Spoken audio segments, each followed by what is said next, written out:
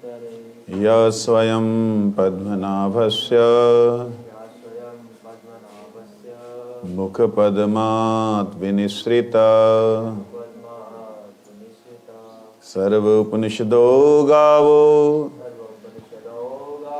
दोग्धा गोपालनंदन पार्थो वत्स सुधीर भोक्ता दुग्धं गीतामृतं महत् एकं शास्त्रं देवकी पुत्र गीतम् एको देवो देवकी पुत्र एव एको मन्तरस्तस्य नामानि यानि कर्मप्य एकं तस्य देवस्य सेवा।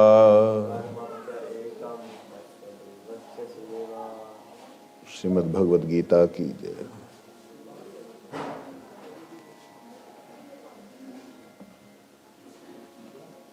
हम लोग जो श्रवण कर रहे हैं उसमें भगवान का जो उपदेश है वो अंतिम उपदेश कह सकते हैं। भगवद गीता के अंतिम अध्याय के अंतिम श्लोकों में ये बात है। तो इसलिए यहाँ कहते हैं सर्वकर्मण्यपि सदा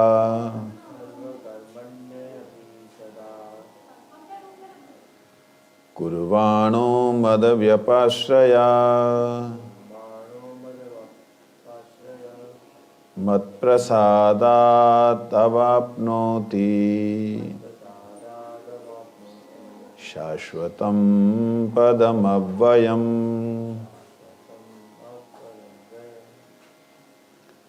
भक्ति विनोद ठाकुर जी लिखते हैं निष्काम कर्म योग से ज्ञान और ज्ञान द्वारा भक्ति की प्राप्ति जो वैदिक प्रणाली है उसे मैंने अपनी प्राप्ति का गुह्य रास्ता बतलाया। जिन तीन प्रणालियों की बात मैं स्पष्ट रूप से बोल रहा हूं उनमें से ये प्रथम प्रणाली है। अब ईश्वर आराधना रूप दूसरी प्रणाली के विषय में मैं कहता हूं। श्रवण करो। विशेषतः सकाम भाव से मेरा आश्रय लेकर मुझे ईश्वर समझते हुए समस्त कर्म मेरे अर्पण करने पर मेरी कृपा से अव्यय एवं शाश्वत पद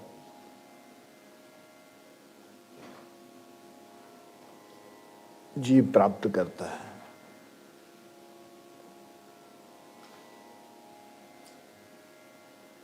इस प्रकार ज्ञानी यथाक्रम कर्मफल त्याग और ज्ञान त्याग द्वारा मेरा सायुज्य प्राप्त करता है। ज्ञान को भी त्याग किया जाता है। कर्म का त्याग, कर्मफल का त्याग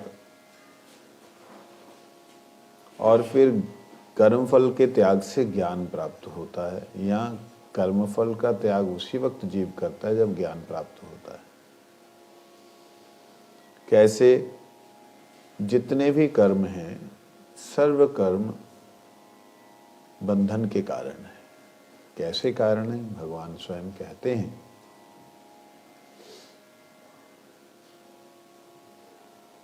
जो कर्म है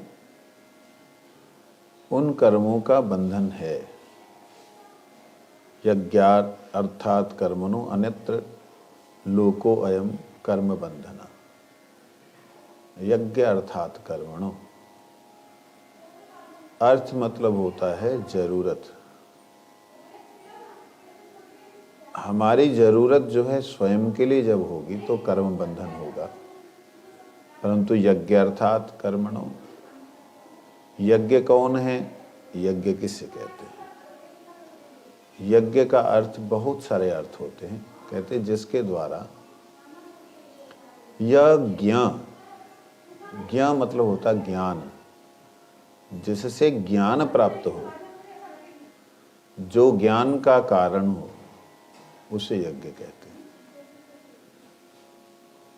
और एक होता है यज्ञ जिसको हम अग्निहोत्र कहते हैं।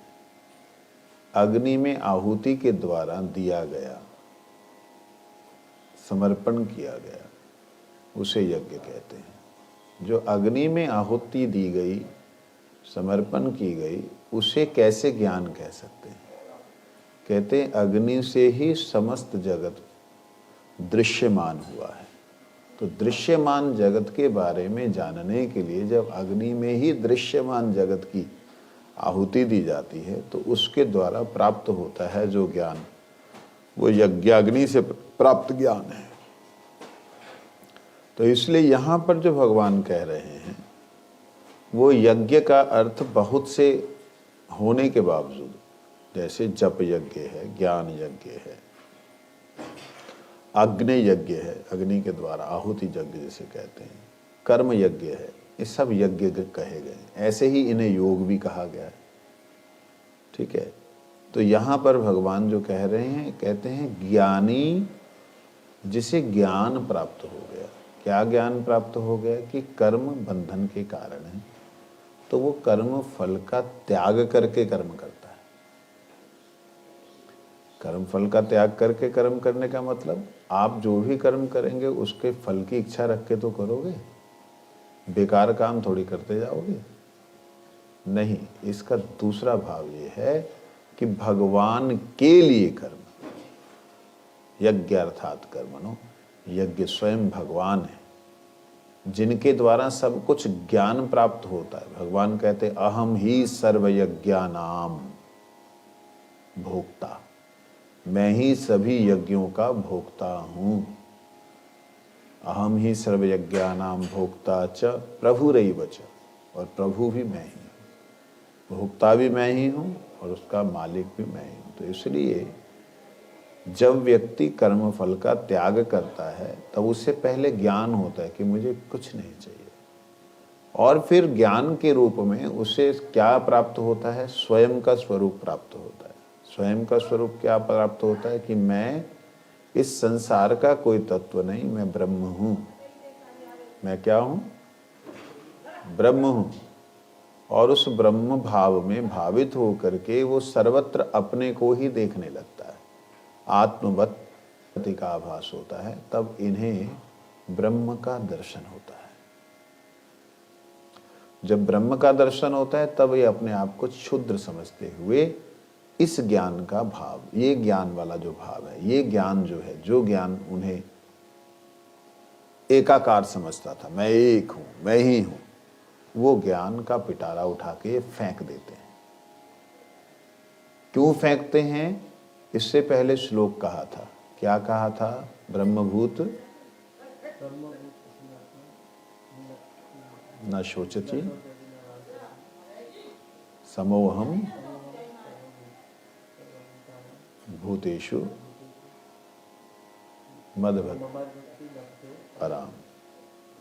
ब्रह्मभूत प्रसन्नात्मा, अर्थात जो ब्रह्म में प्रतिष्ठित हो चुका है, मैं ही ब्रह्म हूं इस भाव में भावित हो चुका है, वह जब मेरे शरणागत होता है। वो क्यों शरणागत होगा जी आपके? क्योंकि मैं परब्रह्म हूं। भगवान क्या है? परब्रह्म। एक बार हम लोगों ने चर्चा की थी परब्रह्म के ऊपर, बड़ी विशद चर्चा की थी। परब्रह्म का मतलब होता है जो ब्रह्म से भी परे नहीं है, श्रेष्ठ है। मतलब प्रतिष्ठित ब्रह्म और अप्रतिष्ठित ब्रह्म। जैसे ये प्रकाश मेरे पे जो फैल रहा है ये अप्रतिष्ठित है, ये कहीं भी जा सकता है, इसको रुकावट ना मिले तो ये सब जगह दिखाई देगा, इसे कहते हैं अप्रतिष्ठित ब्रह्म। ठीक है।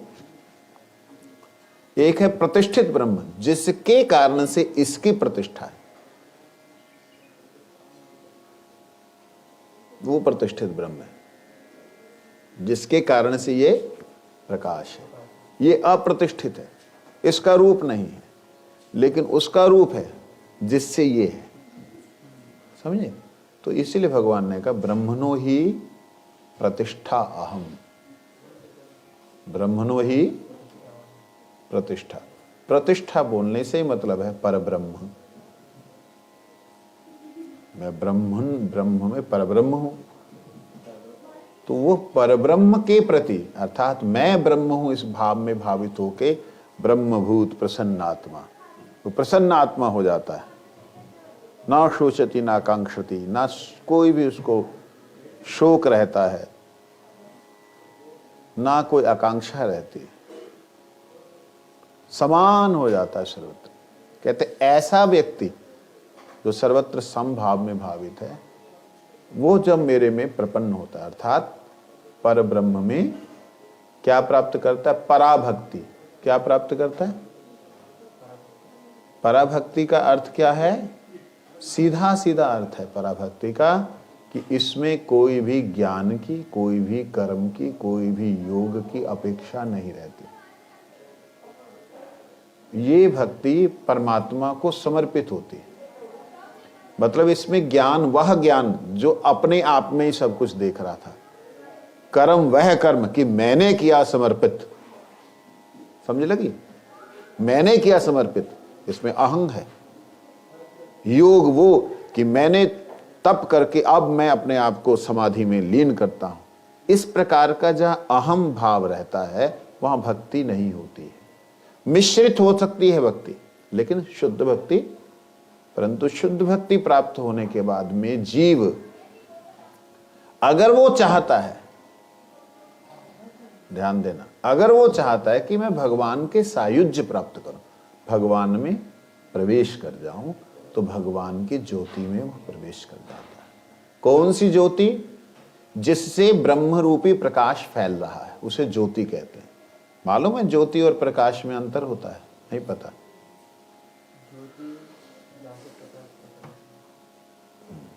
ज्योति बोलते जैसे हम ज्योत जगाते ना, तो वो जो शिखा है उसके चारों तरफ फैल रही जो अग्नि है, वो अग्नि को ज्योत कहते हैं। ठीक है? लपटे, वो ज्योत है। लपटों से फैल रहा प्रकाश, वो उसके प्रकाश। समझा? तो इसी प्रकार परमात्मा जो स्वयं है वो दिव्य प्रकाशमान लपटों के सहित, अपनी शक्तियों के सहित है। इस जीव को क्या होता है? उस लपट में लपटना मिल जाता है, अर्थात उस शक्ति में समावेश हो जाता है, जिसके कारण यद गत्वा न निवर्तन्ते तद्धाम परमम मम, जहां जाने के बाद इसको वापस आना नहीं होता। परंतु यह जीव सबसे निकृष्ट कह सकते हैं, बोलना नहीं चाहिए, अपराध है ये, परंतु ये भगवान का सबसे निकृष्ट रसास्वादन करता है। भगवान का आस्वादन कभी निकृष्ट नहीं होता, लेकिन बोलने के लिए, समझाने के लिए बोल, मतलब भगवान से वार्तालाप नहीं कर पाएगा कभी भी। भगवान के अंग कांति का ये ऐसा हिस्सा बन जाएगा जिससे कि ये प्रकाशमान खुद है, प्रकाशक खुद है और प्रकाश फैला सकता खुद है, ऐसा तत्व बन जाता है। समझ लगी? ये कभी अलग नहीं होता।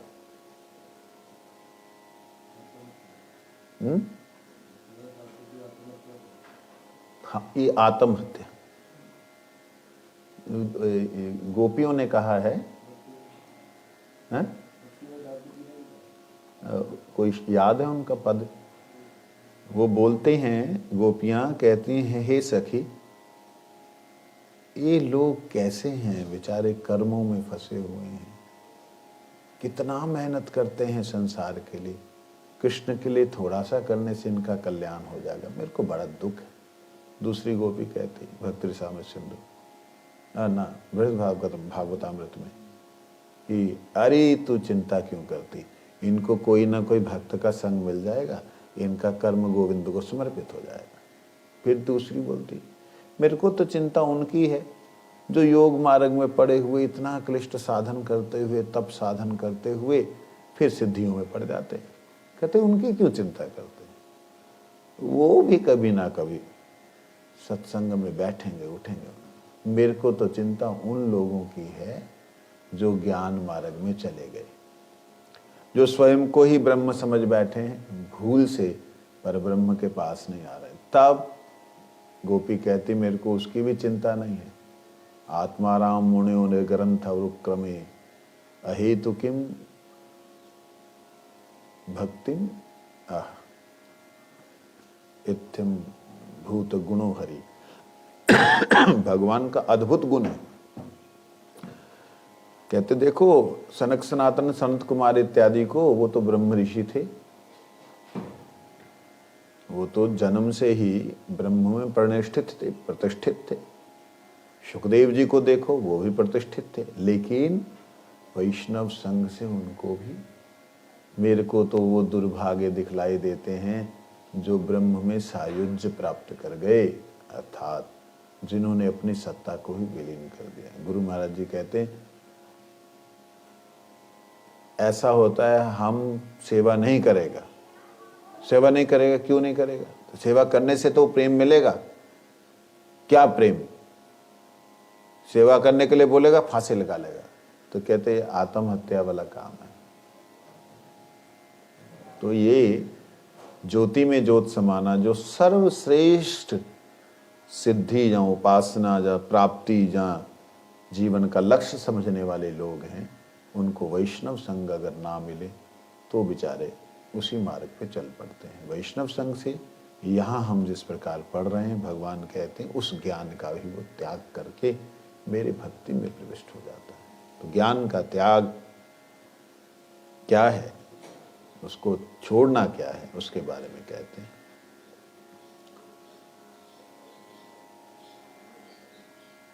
कहते सकाम होकर भी मेरा आश्रय ग्रहण करते हैं, वो लोग भी परम पद को प्राप्त करते हैं। तो फिर निष्काम भक्त की तो बात ही क्या है। सकाम भी मेरे को मेरा जो है परम पद प्राप्त करते हैं, जो निष्काम है उनकी बात क्या है।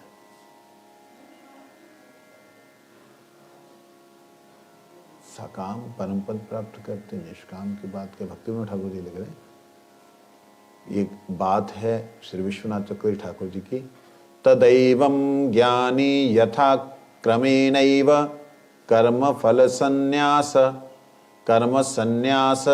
ज्ञान संन्यासैर्मृत्यासयुज्य प्राप्नोतीत्युक्तम् मद्भक्तस्तु मां यथा प्राप्नोति तदपि शृण्वताः सर्वेति मद्व्यपाश्रयो मां विशेषतो अपकर्षणे सकामतया अपि यः आश्रयेत